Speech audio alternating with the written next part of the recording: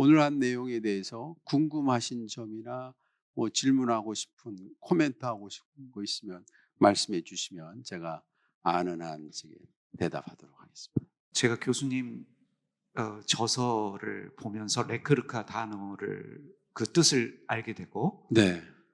그리고 말씀하신 대로 모든 번역본들 중에 어느 번역도 너 자신을 위하여 번역한 데는 없고요. 네.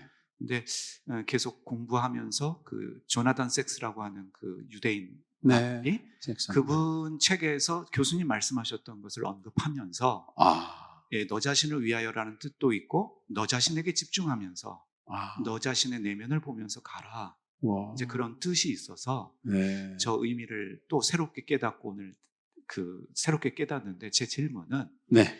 저러한 뜻이 있음에도 불구하고 네.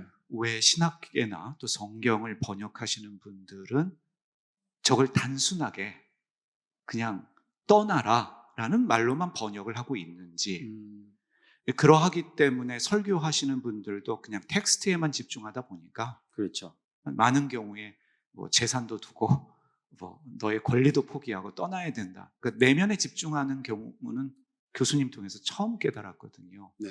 왜 교수님 외에 다른 분들은 그 심지어 히브리어 그 딕셔너리에도 그냥 떠나라로만 되어 있는데 왜 일반 책이나 신학교에서는 저렇게 가르치지 못하는지 그게 좀 궁금합니다. 네.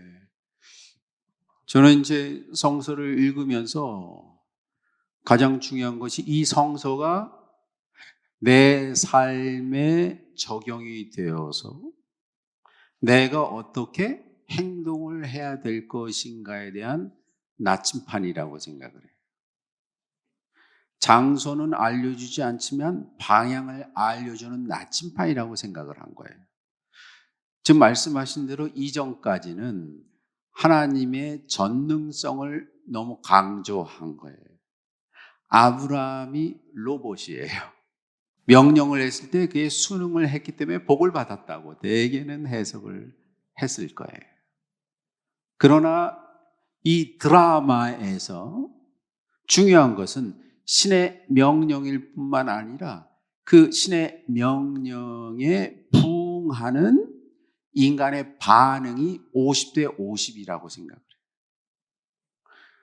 어떤 사람은 저 명령이 너무나 터무니없기 때문에 99%는 안 떠나요.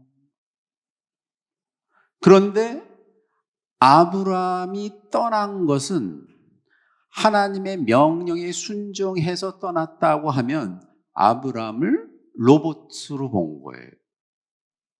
아브라함을 노예로 본 거예요.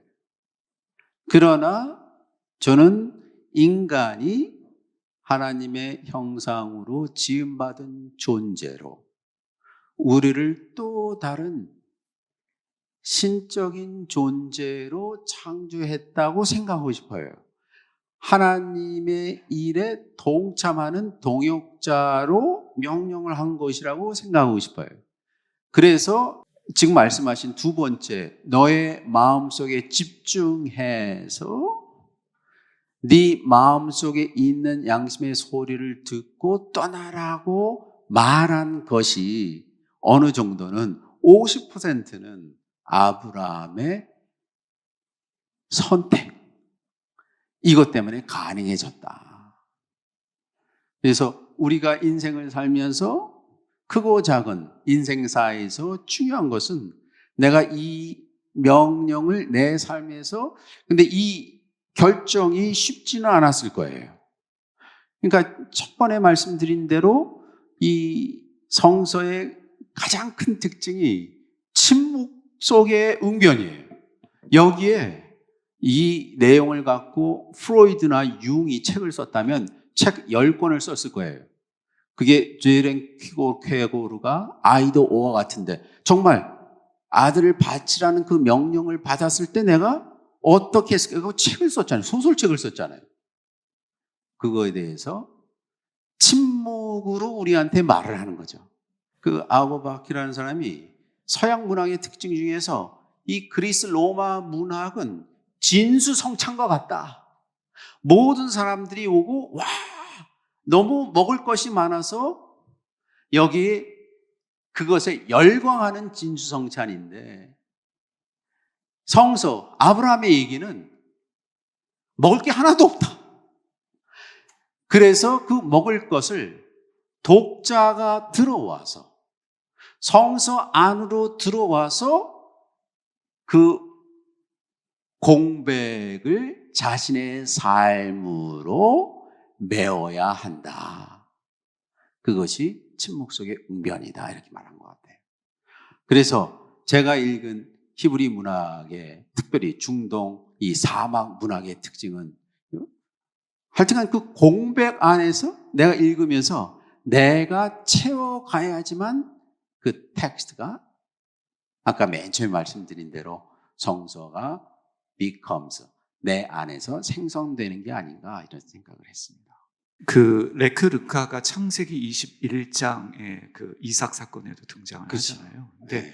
교수님 말씀 들으면서 신론이 바뀌는, 왜 지금까지 저희가 교회에서 듣고 설교 들은 것은 인간에게 일방적인 희생을 강요하는, 그렇죠. 떠나라, 바쳐라, 그러니까 레크 르카, 그냥 일방적인 명령을 요구하는 절대적인 신인데, 교수님의 저서나 강의를 들으면 그 신은 인간을 존중하고 인간을 배려하면서 더 깊은 데로 데려가서 더 좋은 걸 주기 원하시는 그 신을 보게 되거든요.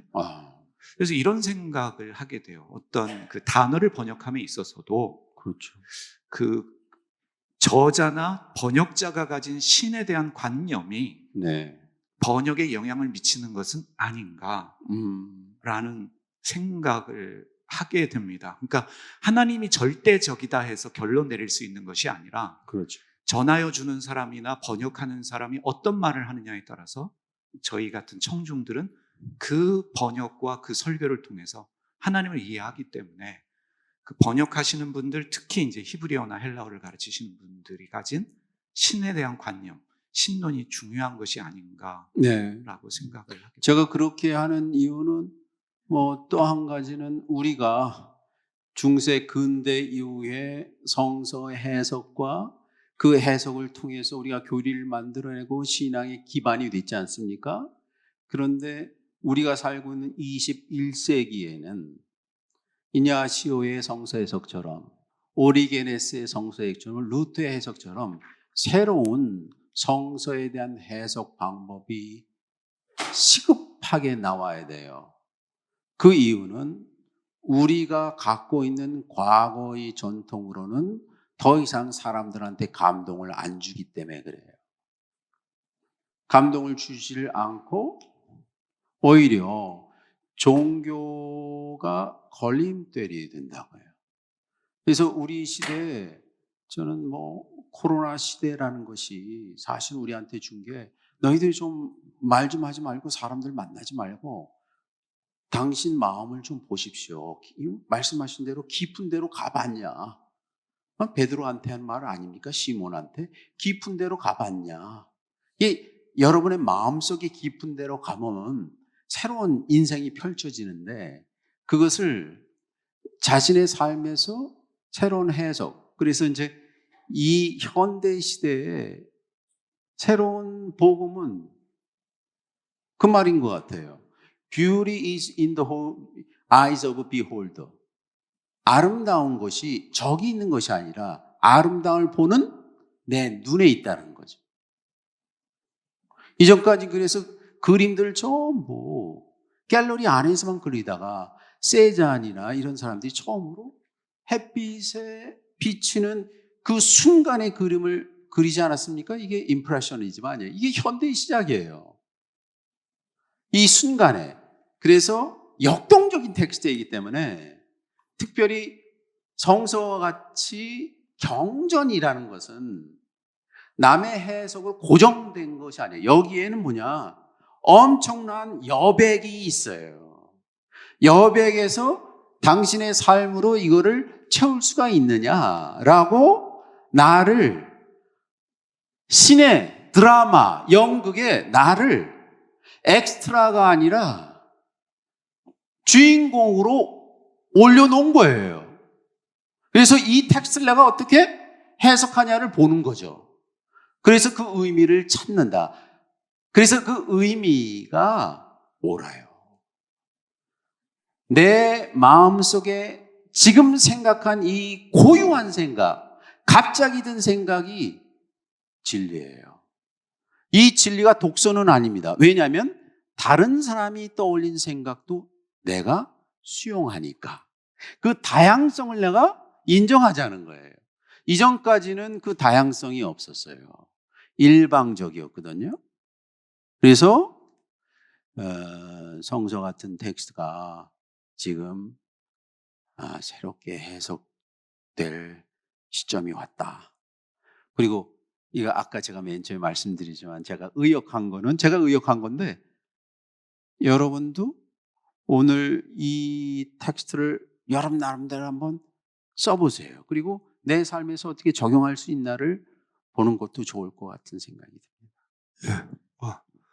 네, 감사합니다. 사실 뭐 조그만 학교에서도 이제 구약을 강의하면서 원정 강독을 하고 있는데, 아까 저기서 질문하신 것과 같이 저 레크레카를 왜 저렇게 번역하지 못하는가 했을 때 저는 이제 이쪽 교회 입장에서 보니 소요리 문답이나 세례 받을 때에 가장 첫 번째 질문이 그거거든요. 인생의 사는 목적이 무엇이냐? 하나님을 영화롭게 하고 그를 영원토록 즐거워하는 것이다. 그러니까 그것이 항상 고착화되어 있어가지고 항상 하나님 중심적.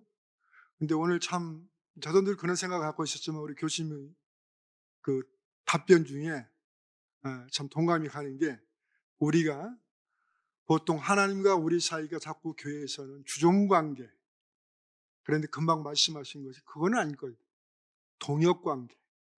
저도 거기에 참 동감을 하거든요. 그래서 이렇게 지금 뭐 개정 개혁도 봤지만은 뭐 번역을 해봐야 별 의미도 없고 그것이 왜 그런가 봐요. 그래서 저는 어떨 땐 그런 생각이 들어요. 전혀 기독교에 대한 인식이 없는 사람이 그 원전 성경을 한번 좀 번역을 해봤으면 좋겠다. 네? 순수하게. 왜냐하면 번역을 해봐야 기존에 있는 그것을 가지고 계속 고착화시켜서 그렇게 하는 부분이 있어서 그렇지 않는가. 그리고 아까 보니까 저기 성경을 보니까 상황을 가지고 이 원문을 번역하는 예가 너무 많아요. 상황 논리를 가지고. 그러니까 원래 선행된 것을 먼저 번역을 해야 되는데 후행 것을 보고 선행을 번역하는 그렇죠. 예들이 많더라고요. 그래서 문제점들이 많은데 저도 늘 궁금한 게, 그 훌륭하신 그 학자들이 뭐 20몇 년 동안 연구해서 번역을 했다는데 전혀 티가 안 나는 그런 모습들을 보면 좀 안타깝거든요. 그런 아까 말씀하신 그런 새로운 진짜 성경이 말하는 그 원문이 말하는 그런 번역을 작업할 수 있는 그런 분위기가 좀 새롭게 시작돼야 되지 않을까, 네. 그런 생각이 드는데 교수님 견해는 어떠신지? 뭐 지금 많은 뭐 가톨릭 개신교 분들이 아주 훌륭한 번역을 해왔죠. 공동 번역, 새 번역, 표준 새 번역 다 좋고요. 그래서 그 이제 번역이 그 결과물이 아니라 저는 우리가 참고를 하고 여러분 나름대로 여러분 삶에 적용할 수 있는 그런 여러분 삶의 문법을 쓸 수 있는 이 좋은 안내서라고 생각을 해요. 그래서 그 지금 말씀하신 대로 사실 초기에 구약 성경이 신약 성경, 구약의 유용론에 대해서 상당한 많은 논란이 있었잖아요. 그래서 구약을 받아들이기 위해서 구약에 나오는 것들을, 그다음에 그리스 로마 철학을 예비적인 복음이라 그랬잖아요. 그러면서 그리스 로마 철학을 받아들이고 유대교를 받아들여서 오늘날 그리스도교의 생태계가 만들어진 거거든요. 그렇지만 이제 이 텍스트가 오늘 특별히 아브라함의 소명 기사가 다른 사람이 아니라 여러분 삶에 적용됐을 때 여러분 삶에 감동을 주고 여러분의 행위가 달라질 수 있도록 해석을 하는 책임은 저는 촉발자예요. 정답을 주는 사람이 아니라 에듀케이션이 그런 뜻 아닙니까?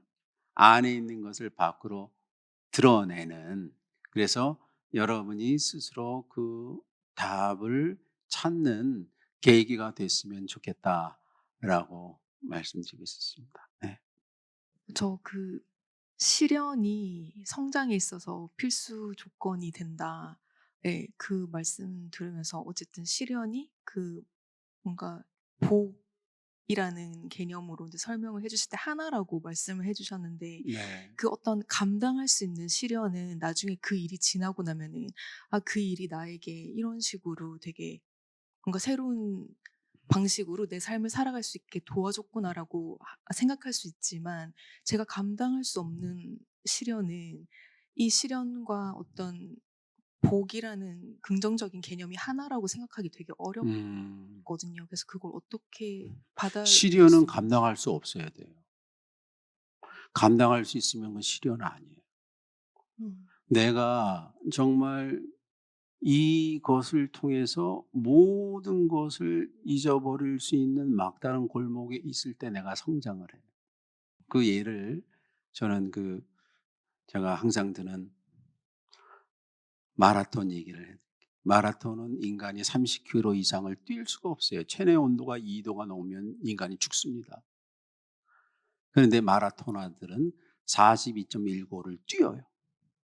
왜냐하면 극한의 상황을 넘어가기 때문에. 극한의 상황을 넘어가려고 시도를 한 1년 이상 하면 내 몸 안에서 고통을 잊게 하는 도파민이 나온대요. 그래야지만 마라톤을 완주할 수 있어요. 저도 인생이라는 걸 마라톤으로 비유를 하자면 대부분의 사람들은 30km, 마의 30km를 넘어가려고 하지 않아요. 왜냐하면 그것은 극복할 수 없는 마지노선이기 때문에. 그러나 십자가에 달려 죽으셔야만 부활이 있는 거예요. 죽지 않으면 부활이 없어요. 이게 제가 생각엔 인생의 엄연한 가장 중요한 진리라고 생각을 해요. 특별히 운동선수들이 폰투 선수나 주짓수 선수, 유도 선수들한테 하나의 모토가 있습니다. 극한의 상황에서 항상 외치는 게 있대요. 원모아. 그때 자신의 신체가 확장되고 정신과 영혼이 일깨워지는 거예요. 우리가 알고 있는 소위 천재들을, 인류의 혁혁한 공을 세운 사람들은 안주한 사람이 아니에요. 안주를 안주 삼아 넘어간 사람이 넘어서서 항상 자신이 견딜 수 있는 경계를 확장한 거예요. 심지어는 여러분 아시지? 프란시스는 새들의 감정을 느꼈대잖아요. 이게 어떻게 가능합니까? 우리 주위에 고통받고 있는 개들의 고통을 내 고통으로 여길 수가 있다는 거예요. 의식이 확장된 거예요. 의식 확장. 그래서 고통받는 인간들의 고통이 내 고통이 돼요. 바락 오바마가 대통령 될 때 그 연설을 하지 않았습니까? 시카고 굴다리 밑에서 어떤 아이가 글을 읽지 못한다면 그 아이가 내 아이들이 아닐지라도 내 마음이 아픕니다. 어떤 할머니가 약값과 방값이 없어서 헤매고 있으면 그 할머니가 내 할머니가 아닐지라도 내 삶이 가난해집니다. 아랍 아메리칸이 변호사 선임이 되지 않아서 불의한 일을 당하면 그 사람이 내 친척이 아닐지라도 내가 that threaten my civil liberties, 내 법적인 그 권한을 침해하는 겁니다. 그래서 그 유명한 말을 해요. I am my brother's keeper. 가인이 뭐라 그랬습니까? 하나님이 너 왜 아벨 죽였냐 그랬더니 가인이 하는 말이 아니 아벨이 내 아들 지키는 사람입니까? 라고 말하잖아요. 그리고 바라고 보면 뭐냐? I am my brother's keeper. 이 brother라는 건요 자기 친족일 뿐만 아니라 자기하고 상관없는 아프리카의 사람이 당신의 삶하고 연관돼 있냐? 이게 그리스도의 핵심이에요. 그래서 시리언은 견딜 수 없는 거예요. 그러나 견디려고 하는 과정이 시련을 이기는 거예요. 지금도 보세요. 그 땅 안 보여줘요. 내가 그 땅에 들어서는 순간 이미 도착한 거예요. 마라톤은요, 내가 발을 뛸 때 이미 도착한 거예요. 왜냐하면 이 발을 띄는 용기가 없으면 목적지 갈 수가, 이걸 거스릴 수가 없어요. 건너뛸 수가 없어요. 그래서 지금 질문하신 분한테 시련이 못 견딜 시련은 극복하라고 있는 거예요. 인류는 그 극복을 통해서 여기까지 온 거예요. 그런데 20세기, 21세기 들어와서 너무 우리가 뭐라 할까, 값싸게 됐어요. 그래서 그거를 마주하고 내 삶의 일부로 맞이할 때 비로소 성장합니다. 이 성서 얘기가 다 그 얘기예요. 그거 없이는 성장이 불가능해요. 그래서 그것이 뭐냐? 바로 복이다. 인생의 어려움이 곧 성장이고 복이다. 이거 없이는 복을 받을 수 없어요. 사람들은 이걸 안 받겠다고 자꾸 피하죠. 이건 비겁한 거예요. 인생의 어려움과 시련이 있기 마련이에요. 인생은 어려움이에요. 근데 그걸 당연히 복이라고 생각하고 내가 껴안는다. 그럼 이게 복이 돼요. 이 아브라함, 이삭 얘기, 야곱 얘기 전부 그 얘기예요. 성서가 그래서 인류한테 큰 영향을 준 거예요. 왜냐하면 인생이 힘들거든요. 이게 유한이 돼요. 이게 요셉 얘기, 요셉처럼 힘든 사람이 어디 있습니까? 그런데 이스라엘 사람을 구원하는 씨앗이 돼요. 그러니까 인생을 이전까지는 근시안을 보다가 독수리처럼 새롭게 깃털과 발톱과 부리를 장착한 다음에는 내 키로 보다가 200m 위에서 한번 보는 거예요. 그거 시련 아니에요. 그리고 시련은 복을 가장한 나의 시험이다. 이렇게 생각하시면 되지 않을까. 지난번 그 코라에서 10번 강의를 듣고 또 강의를 들으니까 더 새롭고 더 깊이 있어서 좋은데요. 이 코멘트입니다. 간단한, 아주 간단한 코멘트고, 이건 제 무지에서, 성서에 대한 무지에서 비롯되는데, 선생님, 이렇게 주체적이고 능동적인 그 해석을 할 때, 그때 지난번 그 주제, 아방게르드 그 주제가 너무 잘 맞았듯이, 그래서 저는 창세기 12장 1절부터 시작하지 말고 후에마이라고 그걸 간절히 기도하고 간구하고 자기 스스로 돌아보는 그 대목부터 시작했으면 좋겠다는 그런 생각이 들고요. 그 대목은 어디인지 좀 여쭙고 싶고요. 후에마이, 그거는 하나님께서 아담한테 한 첫 질문이 그거예요.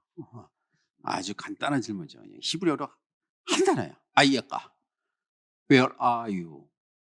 이 질문은 Where are you? 아이야까라는 문장에 시제가 없어요. 자, 문장의 동사 없이 이루어질 수 있는 게 히브리밖에 없을 것 같아요. 그건 뭐냐면 Where are you라는 건 무엇이냐면, 당신은 어제 있어야 할 곳에 있었습니까? 당신은 지금 어디를 가고 있습니까? 당신은 가야 할 곳을 알고 있습니까? 이게 Who are you거든요.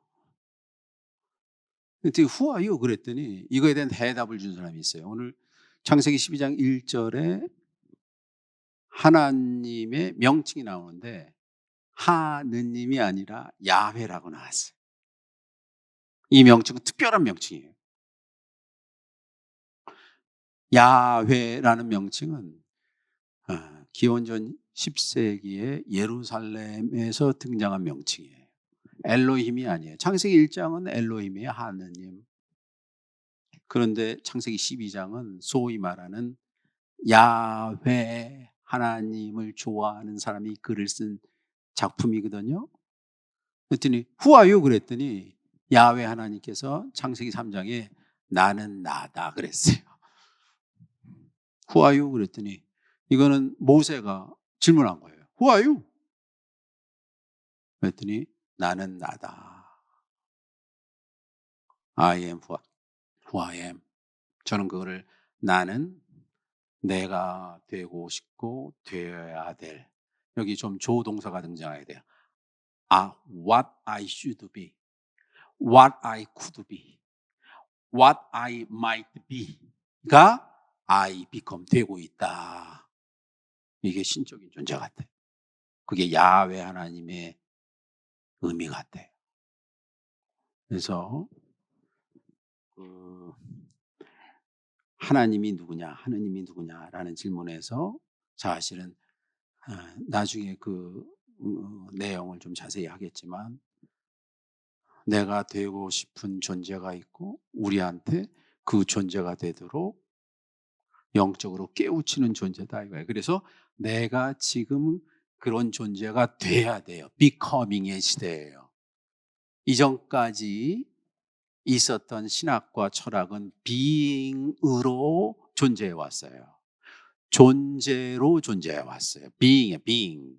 개념으로 존재해 왔어요. 그러나 이 시대는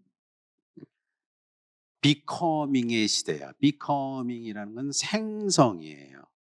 become이라는 게 이 become이요. 되는데 come이래요. 내가 와야 할 곳에 와서 된다는 거예요. 이게 becoming, 생성입니다. 생성. 그렇죠? 미셸 오바마의 책 이름이 becoming 아니에요?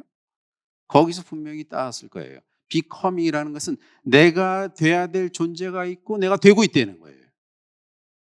이전까지는 존재가 있다. 너희들 이거에 전부 머리 숙이고 순종해라 그랬거든요. 그게 아니에요. 이제 동참하는 거예요. 내가 그걸 되고 있어요. 이 되고 있는 거는 뭐냐? 나의 자발적인 의지와 나의 노력으로 합치가 되는 거거든요. 그래서 지금은 I become who I want to be예요. 저는 이제 야훼 하나님을 그렇게 해석합니다. 나는 내가 되고 싶은 존재가 되고 있다. 왜 내 이름을 묻냐? 출애굽기 3장에 등장하는 이십니다. 아브라함한테 한 그거는 이제 원초적인 질문이었고 이제 이전까지는 일방적이었지만 지금은 이제 동역자로 참가하는 거예요. 아브라함한테 네가 한번 고향을 떠나서 이 신의 역사에 동참해봐라라는 초대 같은 생각이 들었습니다. 저 오늘 수업 들어오기 전에 문득 이제 갑자기 궁금해졌는데 네. 하란을 떠났을 때에 이미 75세였는데 네. 이삭을 낳은 거는 또 100세였어요. 그 사이에도 또 그렇게 시간이 흐른 이유가 그냥 제가 짧게 답변을 생각했을 때에는 저는 이제 관계라고 생각이 드는데 그러니까 절대자를 수용할 수 있는 그러니까 그 사람의 준비가 되어 있어요. 아무리 그 완전 무결한 절대자라고 하더라도 내가 받아들일 수 있는 그릇이 되지 못하면 오히려 내가 죽거나 파괴될 수가 있기 때문에 그만큼 많은 시간과 준비를 시켜주신다고 저는 생각을 해요. 근데 성서에서 예를 들어서 아까 말씀하셨던 요셉이나 야곱이나 이제 이런 인물들은 워낙 입체적이고 네. 그러니까 이게 성격이 점점 더 바람직하게 변화되는 게 뚜렷하게 보이거든요. 네. 또는 이제 솔로몬이나 다윗처럼 시작은 좋았는데 중간에 이렇게 타락하는 과정이 있다거나 근데 거기에서 다시 무릎을 꿇고 회개하는 그런 장면이 있다거나 해서 다 이렇게 준비시키신다는 게 와닿는데 근데 아브라함 같은 경우에는 시종일관 굉장히 바람직하게 저는 보여서 유일하게 제가 좀 약간 갸우뚱했던 거는 자기 아내를 누이라고 속였던 뭐 그런 부분 외에는 뭐 말하는 게 너무 인격자처럼 보이거든요. 근데 그래서 잘 모르겠어요. 왜 이런 그 노아와 마찬가지로 이렇게 흠없어 보이는 아브라함마저도 이렇게 20-30년의 훈련 기간이 필요했을까? 네. 네. 그 시련과 뭐 성서에서 하나님의 뜻이 실현되기 위해서 시련을 다른 말로 하면 인내예요, 인내. 인내라는 거는 참을 수 없는 걸 참는 거예요. 참을 수 있는 걸 참는 게 아니에요. 그래서 인고의 시간으로 25년을 준 거예요. 그거를 견디나 본 거고요. 거기에 제 생각에 사라가 나를 누이라고 하는 거는 사라가 시킨 거예요. 제 해석은 완전히 달라요. 사라가 사실은 아브라함을 조절한 사람이에요. 성서에서 정말 이거를 잠언에 등장합니까? 정숙한 여인이라고 번역한 게 있어요. 정숙한 여인은 아침에 일어나서 뭐 남편한테 뭐 해주고 그거 아니고요. 거기서 말하는 에셰트 하일이라는 것은 woman of value란 뜻으로, value라는 것은 지혜도 있고 용기도 있는 여자예요.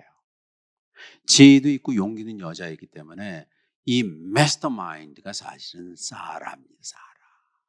사라가 지금 아브라함이 너무 떠니까 이집트 가서 나 누이라고 해라 하고 오히려 말한 것 같아요. 네? 그런 경우가 많아요. 그런 에셋 하일이라는 명칭이 두 명인데 성서에서는 하나는 룻이에요, 룻기에. 그래서 이 사람도 정숙한 여인이 아니라 지혜와 용기가 있는 여인으로 이렇게 등장하거든요. 그래서 만약에 떠나서 바로 애가 만들어지고 막 그랬으면 재미가 없었을 거예요. 이 서스펜스가 있어야 되니까. 그래갖고 이 장치로 이미 11장에서 나오죠. 아라카라 그래서 사라가 임신하지 못하는 여자였다가 딱 나와요. 이거 이미 줬어요. 그래서 이걸 어떻게 극복할 것이냐. 그래서 이 극복의 문제를 계속 방해가 돼. 하갈이 또 등장을 해요. 이스마엘이 낳고. 그래서 완전히 그 희망이 없어질 때까지 오는데 그때 정말 아브라함이 자신의 신앙을 지키냐를 보는 것 같아요. 그래서 여기서 이제 믿음이라는 단어가 있는데 믿음이라는 거는 참 역설적인데요. 믿을 수 없는 걸 믿는 거예요. 다른 사람이 다 믿을 수 있는 건 믿음이 아니에요. 그래서 그 다음 단계까지 확 끌어서 이 새로운 차원으로 쑥 들어가는 거예요. 이거를 뭐라고 또 말하냐면 니콜라스 구사라는 14세기의 유명한 독일 신비주의학자가 상극의 일치래. 상극의 일치. 코인시덴스 오포지토룸. 두 가지가 서로 다른 게 하나라는 거예요. 그래서 그런 것들이 어떻게 죽는 게 사는 거냐. 그렇죠? 어떻게 죽음이 부활이냐. 선과 악이라는 것도 넘어서서 이거를 하나로 만드는 개념이 있는데 그것이 다스라는 지식이라는 거거든요. 지혜? 지혜라는 거는 그 안에서 사람들이 보기에 이게 선이고 악인데 여러분이 생각하는 선악을 말해보세요. 여기 있는 사람들이 다 다를 거예요. 뭐가 선이고 뭐가 악이에요? 그러나 그걸 넘어서는 이거를 넘어서서 우리 삶에 진정한 가치를 주는 것이 있다. 그것이 지혜다. 그렇게 해서 25년이라는 기다림, 퍼시비어런스만이 천재성과 기적을 만드는 유일한 요소거든요. 그래서 25년도 아주 적절한 것 같아요. 긴 시간 같지만 짧은 시간일 수도 있어요. 그래서 그 서스펜스가 있는 거예요. 서스펜스. 그래서 이 스토리가 아브라함, 이삭 그리고 야곱의 스토리 하나하나가 아주 저한테는 아주 작은 소설 같아요. 소설. 그리고 요셉 얘기는 장편 소설 같고, 이 토마스 만이 그걸로 갖고 노벨상 타지 않았습니까?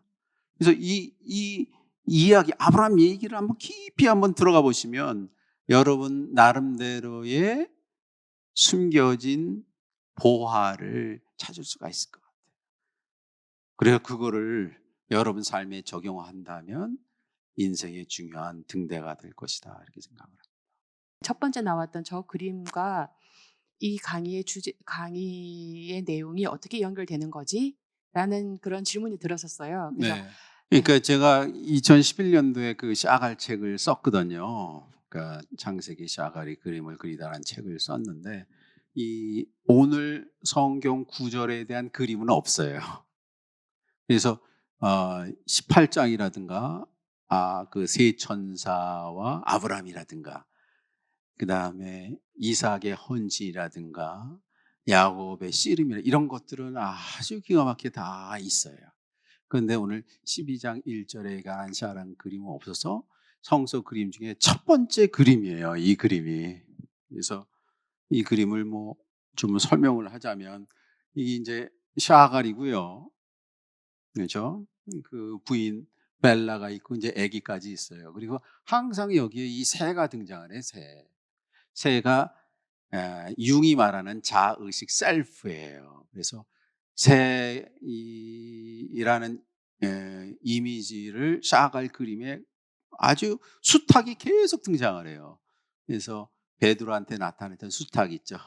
거짓말한 것을 알려주는 수탉, 자의식으로 여기 등장을 하고, 여기는 성서에 있는 모든 것들을 다 이제 여기 천사가 데리고 온 걸 데리고 온 거거든요. 그래서 여기 모세의 손도 등장하고, 여기 이제 그런 그리스도교의 핵심 사상. 그래서 이 사람이 유대인이었지만 사실은 그리스도교의 그런 복음에 대해서 상당히 경도돼 있는 사람이었어요. 열린 사람이었어요. 그래서 그 유명한 그 예수의 십자가 처형 장면도 아주 너무 잘 했고, 그다음에 여기는 두루마리를 들고 있는 황소, 염소 모습이죠. 이건 탈무드에 등장하는 거예요. 탈무드에 이렇게 밭을 갈다가 이 소가 갑자기 쓰러졌다는 거예요. 또 왜 쓰러졌냐 했더니 예루살렘이 멸망을 해서 쓰러졌다는 거예요. 근데 다시 물어보니까 다시 이 소가 벌떡 일어났어요. 왜 그러냐? 메시아가 등장한다. 그래서 메시아가 등장하기 위해서는 뭐가 있어야 되냐? 이 토라가 있으니까 토라를 들고 있는 거예요. 이게 전부 상징이에요. 그리고 여기 야곱의 사다리도 있고요, 여기 메노라 촛대도 있고, 그래서 인간의 탄생을 저 하늘, 이 노란색은 항상 천상의 색이에요. 하나님 깨달음의 색을 노란색으로 항상 표현했어요. 붉은색은 혼돈의 색이고, 그래서 이 색깔의 이미지가 다 있거든요. 그래서 하늘에서 그래서 이 사다리가 있고, 보세요. 예수가 십자가에 못 박혀 있어요. 못 박혀 있는데 예수를 여기 보면 유대인의 프레이어 숄, 기도할 때 머리 두르는 거 있죠. 이걸 탈리트라고 하는데 탈리트를 치마로 하고 있어요. 그러니까 예수를 유대인으로 표현하고 싶은 거였어요. 그러고 싶어서 이 인간을 창조했다. 그래서 이 인간을 창조했는데 보세요. 여기에 노란색도 있고, 그러니까 인간은 흙으로 나온 존재가 아니라 하느님께서 천상에 있는 존재를 데리고 왔다. 임무가 있어서. 예, 저는 창세기 1장 26절에 나오는 인간을 자신의 형상대로 자신의 모습으로 창조했다. 인간은 신적인 존재, 신의 아바타다라는 것을 이 사람이 말하는, 아까 말씀드린 이 바람개비 같은 것이 유대 신비주의의 핵심이거든요. 그걸 상징을 해서 인간에게 신적인 DNA가 있다라는 것을 말한 작품입니다. 그래서 오늘 이 12장에 관한 그림이 없어서 성서 이야기의 첫 번째 그림을 제가 맨 처음에 소개한 겁니다. 좋은 강의 감사드립니다. 제가 예수의 성서 학자이신 신부님이신 송복모 신부님 강의를 계속 듣고 있는데요. 네. 나는 있는 나다라는 거에 대한 그 강의 내용을 얘기를 하시면서 그때 어떻게 말씀하셨냐면은 하느님께서는 나는 있었던 나다도 아니고 나는 앞으로 있을 나다도 아니고 하느님께서는 야훼이신 하느님께서는 과거에 계시는 분도 아니시고 앞으로 계실 미래에 계실 분도 아니시고 반드시 지금 현재에 계신 분이시다라는 말씀으로 이렇게 해석을 하셨을 때 굉장히 저한테 삶에 큰 힘이 되고 위로가 됐습니다. 네. 그래서 지금 우리가 어떠한 시련도 하루 이상 하루는 버틸 수 있지 않냐. 이 현재는 버틸 수 있지 않냐. 그렇죠. 내일도 버텨야 되고 모레도 버텨야 되고 10년 뒤까지 버텨야 되면 아무도 버텨낼 사람이 없는데 그렇게 해서 나는 지금 현재에 있는 하느님은 반드시 현재에만 현존하신다라고 이렇게 해석을 하셨는데 네. 그렇게 생각하시는 견해에 대해서는 어떻게 생각하시는지 너무 여쭤보고 좋은 싶습니다. 번역이신데요. 네. 손 신부님께서 송 신부님께서 그렇게 번역한 게 그 문장이 제가 생각하기에는 이 세상에 어떤 철학적인 문장보다 가장 어려운 문장이에요. 그 문장이. 데카르트가 코기또 에르고숨 나는 생각한다 그런 존재한다 보다 훨씬 어려운 거예요. 왜냐하면 거기 나는이라는 말이 나는이 대명사가 아니라 에흐예인데 나라고 하니 그것이 I used to be도 되고 I am도 되고 I will be도 돼요. 그래 아셀 에흐예. 그리고 여기도 똑같이 에흐예를 썼거든요. 요 문장도 I used to be도 되고 I am도 I will be도 돼요. 그래서 이 문장은 제가 공부한 언어 중에 가장 해석하기 힘든 문장이에요. 아주 어떻게 하나님께서 알지 말라고 그런 이름을 준 것 같아요. 그런데 지금 송신부님께서 그렇게 말씀하신 거로도 현존 지금 이 시간만이 진짜거든요. 사실 아까도 제가 말씀드린 대로 과거는 생각에서만 존재하는 거거든요. 지나간 지금이에요. 미래는 다가올 지금이고 그래서 내가 이 시간을 어떻게 극복을 하고 대처하느냐에 따라서 내 삶이 결정된다는 것은 아주 훌륭한 해석이라고 생각합니다. 네. 거기 제가 마지막에 항상 여러분한테 인간이 변화하기 위해서는 운동하십시오를 써놨어요. 그래서 여러분 아침 산책하시고요. 달리기 하시면 더 좋고. 그래서 운동을 통해서만 인간이 변화합니다. 그렇죠? 그래서 운동을 꼭 하세요. 두 번째, 묵상한 내용을 글로 쓴다는 거는 최고의 묵상이에요. 글을 쓴다는 건 다른 사람과 소통하겠다는 의지고, 여러분 자신한테 아주 멋진 일기장을 선물하세요. 몰스킨을 선물하세요. 그리고 일기를 쓰세요. 그렇죠? 그리고 일기 쓴 거 지나치지 말고 실천해 보세요. 매일매일. 그리고 오늘 창세기 12장 1절에서 5절 당신은 무엇을 버리시겠습니까? 그렇죠? 창조적인 삶의 첫 번째 단계는 하지 않아도 되는 것을 안 하는 거예요. 그렇죠? 창세기 1장에 등장하는 창조한다는 말이 그런 뜻이에요. 자르고 잘라서 더 이상 자를 게 없는 상태를 히브리어로 바라라 그랬어요. 혼돈에서 쓸데없는 걸 발라내는 거. 이게 바라. 다음 시간에 우리가 공부할 언약 계약이라는 창세기 15장에 등장하는 게 바로 이 발라내는 거예요. 그래서 그 바라 창조하다는 동사의 명사형이 버리트 이게 계약이에요. 다음 시간에 계약에 대해서 공부할 거예요. 희생 계약. 그렇죠? 그래서 여러분 자신을 위해서 위대한 자신을 위해서 무엇을 버리시겠습니까? 그래서 오늘 창세기 12장의 내용하고 15장까지 묵상하고 공부해 오시면 다음 시간에 제가 기쁜 마음으로 여러분을 모두 뵙겠습니다. 네, 수고하셨습니다.